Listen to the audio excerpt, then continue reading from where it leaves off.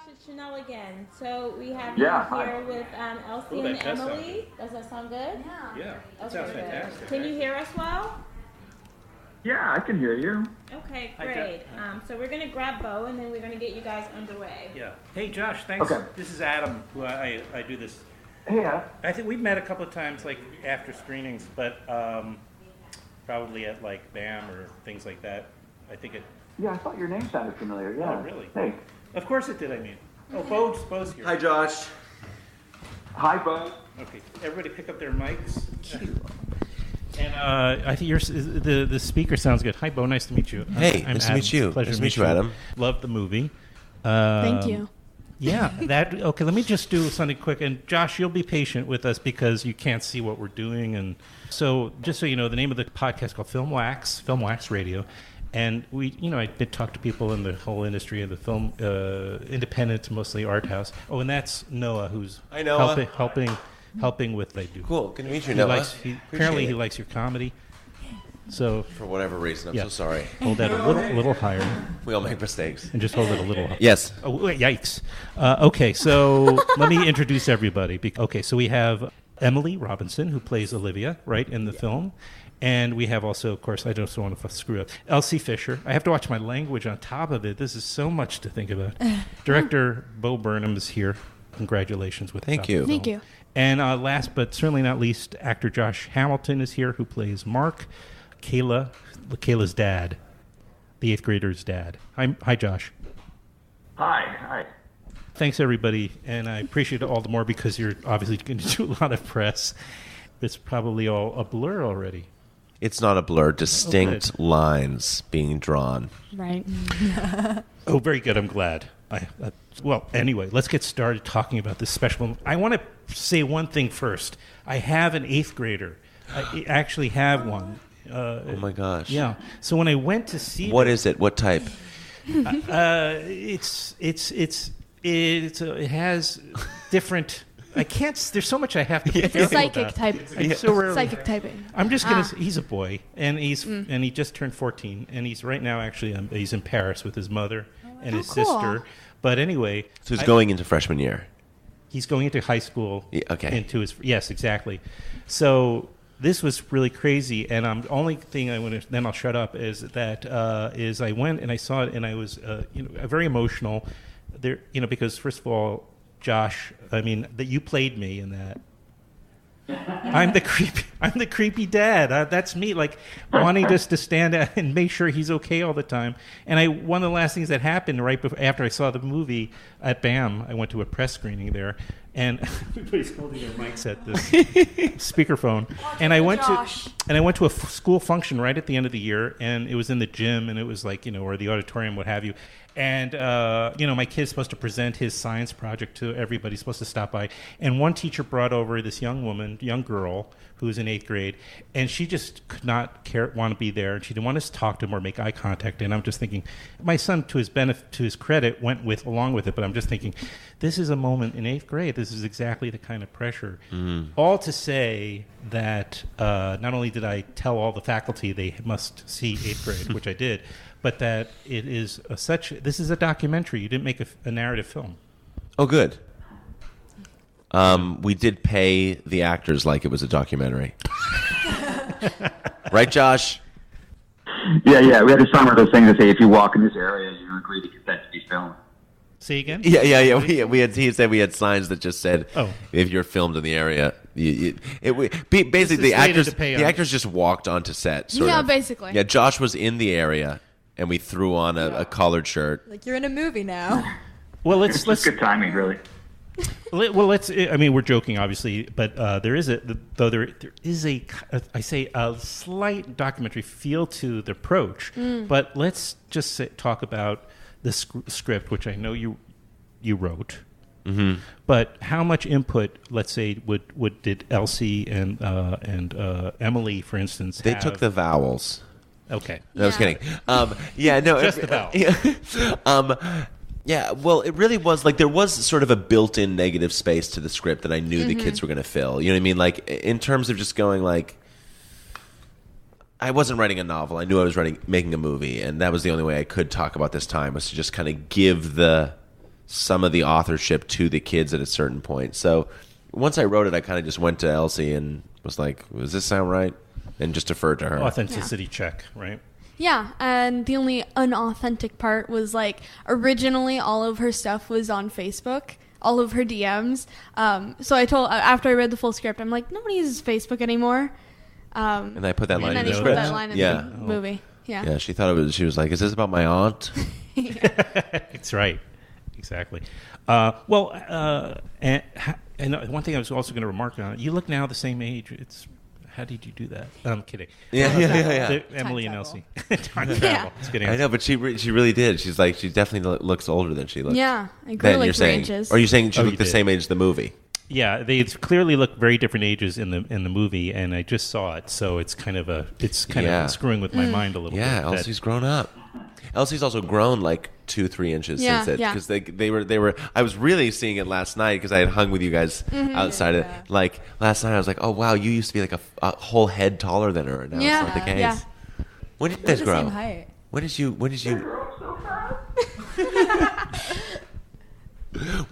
get your full height, Emily? I honestly have no. I think probably around middle school. I am 5'5", so I'm your height now, Elsie. Yeah. Or you're my height now. Yeah. I didn't grow too. Nah, I'll take it.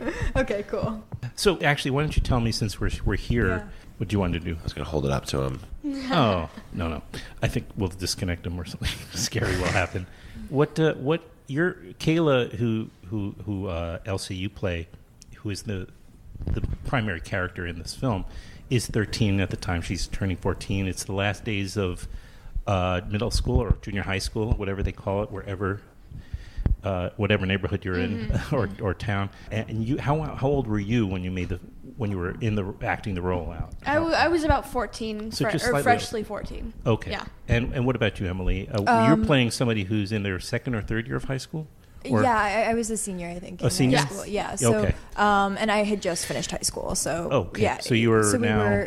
I'm now 19, so what I was 18, yeah. And you're now I'm now 15. 15. Yes. Yeah. But maybe Kayla is 14. I mean, I don't know. Yeah. I mean, I don't know It's if it's too even late you've marked stated. it It's today like as a never 13-year-old. stated. I know. Just going by Yeah.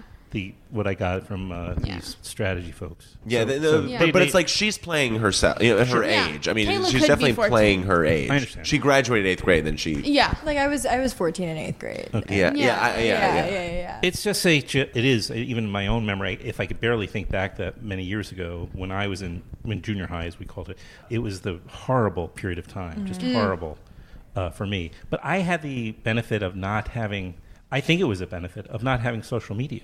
I mean, I think, and a smartphone. Josh, you didn't have that. What do you think? Do you think we had an easier time back in the 70s and 80s? I do have to think that. I mean, I know that's sort of the well, yeah, I do think so. I think it's hard enough trying to figure out who you are and at that age without having to sort of figure it out in public. So I can't help but think. I mean, the only other positive might be is that at that age I remember feeling so depressed and thinking like no one else has ever been depressed like this. Right. And there are, at least now with social media, you might actually realize that other people are feeling the same way, and so there's good things too. But I mean, I have to think it was better without it. But what are you gonna do?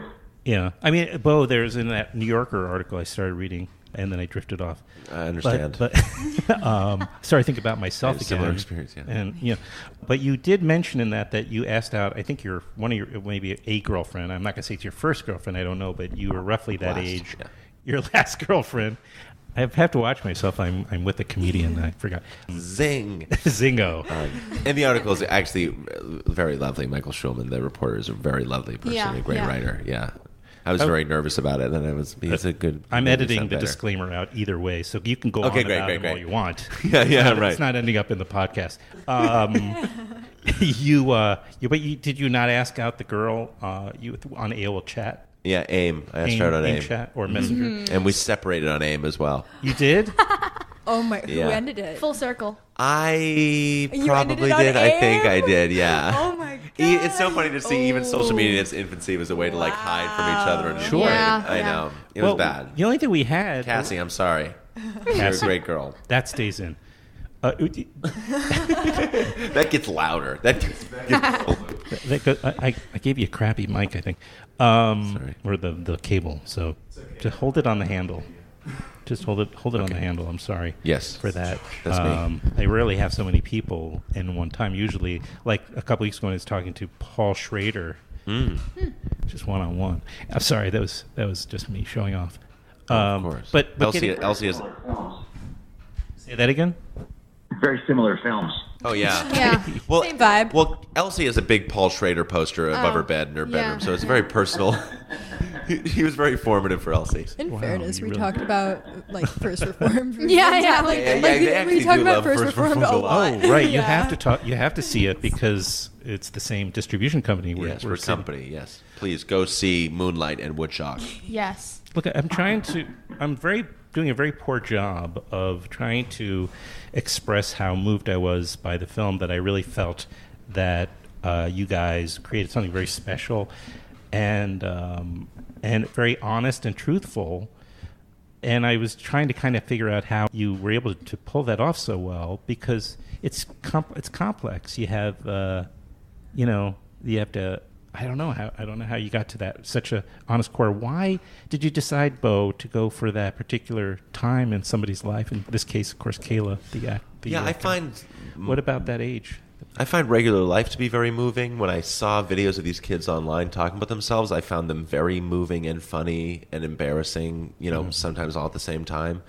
So, yeah, I don't know. There's, we talk a lot about kids in high school, but 8th grade is just really intense and transitional and confusing. And it felt like how I felt at the time. It feels sort of like how the culture feels at the time. It feels like we might be going through a bit of an 8th grade moment where things are intense and we don't know what to make of them. We're trying to get through them, and we're maybe a little emotional, and we've maybe like the lights sort of got flicked on for the first time, and we're like taking inventory of ourselves and trying to fix it, and it's really, really messy. I guess your body is also changing, so exploding, and yes. That there's this, like the get back, yes. 4th of July. Yeah. Most of the I can't remember what I was going to say. Most of the film is about these days, like I mentioned, towards the end of the school year, and Elsie's is really having such a struggle finding her voice and confidence in herself. She's really struggling with that. And any reminder, I know the relationship between you and Josh's character, her dad, was just and also between her and Olivia, the two they're so incredibly familiar. They were just very, very, very recognizable. This felt like there was no cliche things going on here.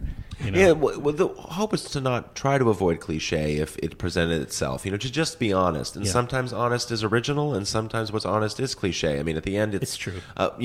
A father and daughter sitting by a fire saying they care about each other. I mean, you've seen that before. The scene of her on her phone at the dinner might as well be a Cheerios commercial. But if you treat it honestly, and the two of them, I don't know that, like, especially with Emily's character, like. That was something that was set up their relationship a little bit more too. So the relationship between Kayla and Olivia, who's Emily's character, Olivia's a senior at the high school that Kayla goes to shadow, and is her shadow and sort of guide through the day. And I was worried, like on the page, felt a little cliche. Just felt like the sort of the clouds open up and this sort of angel came down, and I was worried that it would be very simple, but it totally didn't feel that way. And Emily imbues it with just a lot of humanity and subtlety, and you kind of see you see a lot of weird physical and like verbal mirroring in the two of them, and you just really understand each other. And I don't know what happened. It was just sort of there between the two of you right away. It felt like, right? Yeah, and like I would come out of the scene like still very much in it. I would be like, I love this.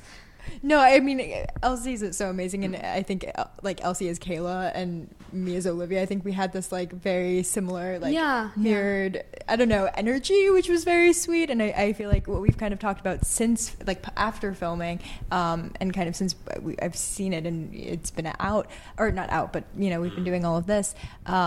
is that like Olivia kind of was, dealt with like a lot of things that Kayla deals with. I think she seems very confident now, but it's clear as a high school student, much more mature and confident. But it also, your performance, Emily, shows somebody who, I got the same feeling but she's worked through a lot to get to this point, so much so that she's still enormously empathetic, or is that the right word, empathic type of person who, so when she meets young or Elsie, she sees herself.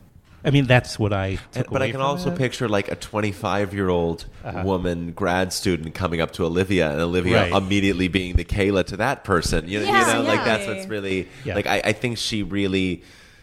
it's a lot of the movie is about sort of the relative intensity of these times, and especially at that age, what time feels like, which is like, she's looking back at a time capsule she made for herself that's 2 years old. And it looks like it's from another life, and 4 years from now is forever from now.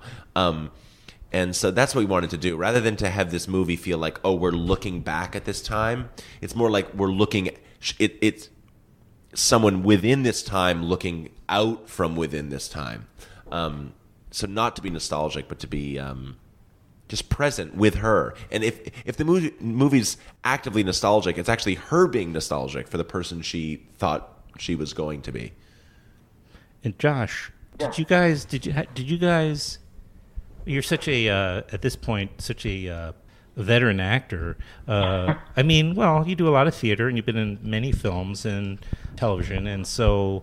Not that you would need to rehearse, but the relationship comes off as just so real and raw. I just wondered if you guys had worked things together. Had you talked with Elsie? Did you rehearse? I mean, what? Yeah, we did. I mean, and that's, the single most, it's so rare in film that being the point of non-existent. I mean, you almost never get that, especially in a small film. There's just not enough time or money, and Bo was really important to Bo, and I'm so grateful because we got to rehearse, but also just hang out. He made sure that Elsie and I got to hang out. When she was visiting the city with her family, and we all hung out. Went to the High Line and got to really spend time together, and also just go through the scenes. And it was something that was the rehearsing the scenes, but it was also just spending time together. Once we were up day shooting, we'd go-kart riding, and just hang out a lot, and it was invaluable. It's because there's been times where you end up, you go to the set of the first day, and you're like, oh, hi, you're my wife, you're my kids, great, nice to meet you. Okay, action. And it was just, I can't say how much I appreciated that process. I bet. Did you have a child? Don't you? I do. I have 2 kids. I have an 11-year-old boy and a 5-year-old girl. Oh, wow. Okay, so you have one that's kind of on the cusp of... Yes. Yeah, I realized. I think I really wanted to see it, but I'm actually not sure he knows what a blowjob is yet, and I don't know whether to prepare him for that or just let him watch it. Don't prepare him for that. What goes into the preparation for that? No, that's a different podcast. You should not be involved in that. Yeah. You can sit this one out. I mean, my son was over. I don't know if I should now introduce a personal anecdote right now, but anyway, my kid did see I made him watch the trailer. I came home and he was over, and I made him watch the trailer, and I said, I really want you. I'm looking forward to taking him to see 8th grade. There's nothing there that that he hasn't already had to cope with on some level. I know, but I think this is going to be a comfort to kids to see this. I really think this is. I think it should be. I mean, I don't normally advocate so much, but I really believe this could be used almost like as an educational. There should be an educational distribution for this film. Doesn't that make sense? To well, I set up to make To Kill a Mockingbird. Sorry, what were you saying? No, even even last night. Josh, you played kind of an Atticus Finch type, only exactly. The one who lurks around malls watching their kids' friends. Last night, at like a family friend, her like son, who I've known since we were tiny, he came and it was interesting because I think like many, like he's just graduated high school, but still like completely related with Kayla. And I think like talked very specifically about how like that representation of both middle school and also like how that applies to all, like can apply to all of grade school, was really just impactful. And seeing relationships like the one with Olivia and the one with the dad, like really gave him like, I don't know, like this sounds like I'm just like saying a person, but like it was very genuine because I've known this kid since forever, and it was like a way that we could actually have this conversation and kind of like broke through the barrier of like, and he was like, it's weird that, you know, I'm talking about this with you because like we've had kind of a, I don't know, a similar relationship to yeah, I don't know. It's like yeah, the required stuff should be beyond just like Of Mice and Men. Like maybe have some stuff that they see that's actually related to their experience. It is rated R, so it will be rated R. So the parents have to bring the kids. So, but their life is rated R. Trust me, this movie is this movie is not teaching them anything. Yeah, that's true. So it is a bit of a quandary, a bit of, you know, that it's really, I think, so would be so great for a lot of 8th graders and around that age to be able to see the film and see that how universal it is, to the degree where it's part of, you know, where a real filmmaker and cast and, you know, production made a film just about those feelings that you know you're experiencing. Oh wow, so I'm not alone, you know. And yet it's rated R, so that can't happen. I didn't know it was rated R. I thought it should be PG-13. What made it rated R? Blowjob. The banana stuff. We have multiple F words. We also they saw the trailer and just said nudes. Just saying nudes made it R, which is incredible. Yeah. I know we have to wind down, but I think blow up as many people as you want. Get a PG-13. Yeah, right. Yeah. One thing you can do, you know, is make a. I mean, I'm not sure inventing this idea for you, but one thing you could do is have an edit for schools to see the film. Why can't you just have like some scenes edited out specifically for school screenings? That if those public schools cough up enough dough, I'll do anything. Yeah, right. It's going to cost them. I don't know that I've done. My dad took me to the PG version of Saturday Night Fever, which they released about a year later. Amazing. My dad took me to see Chinatown, you know, and then I think when Jack Nicholson gets his nose cut, he put his hands over my eyes or something. I think that was his idea of parenting. But I'm now, in retrospect, I'm grateful. At the time, maybe not so much. The name of the film is called 8th Grade. It's directed by Bo Burnham. It's being distributed by A24, and it stars Elsie Fisher and Emily Robinson and Josh Hamilton, among others. And it's opening in New York and LA July 13th, Friday, July 13th. And I'm going to recommend everybody go see it, but also tell everybody so, because it's going to have a national distribution hopefully soon after that, or the days and weeks after that. Yes. But it really makes a difference how it does in New York and LA. Yeah, totally. Sneak your kids in. I'm just going to... Yeah, please do. And, but have them buy a ticket. Thank you for having us. Really appreciate it. It's delightful meeting everybody. Thanks, Adam. Yeah, thank you, Josh. I'm going to be looking to bring you back on for the longer conversation one of these days. I'd love to. Yeah, absolutely. Thank you. Okay, guys. Thanks very much. Can you just... Take care. Can you just say... Bye. Oh, yeah. Can you just repeat this like a... Thank you. Can you just say something like this? Is like an ID. Okay, great. Hi, this is Bo Burnham, director of 8th Grade, and you are listening to Filmwax Radio. Oh, that's perfect. Yeah, thank you. You guys are really amazing in the film, by the way. Just want to repeat that. You did such a wonderful job.